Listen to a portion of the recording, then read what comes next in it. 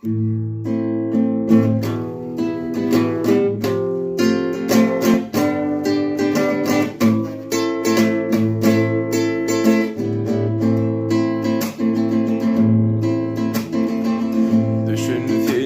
ediydim benim sözüme,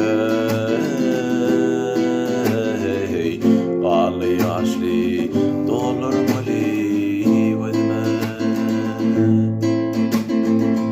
Şu dünyanı baht sayma özüne,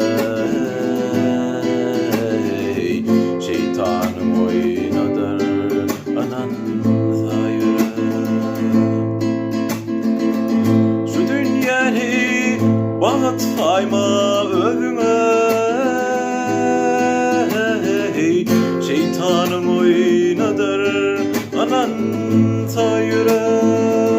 Geçin ömrüm bidere, uygelde yapraklar kaçar, bağda bülbüller uçar.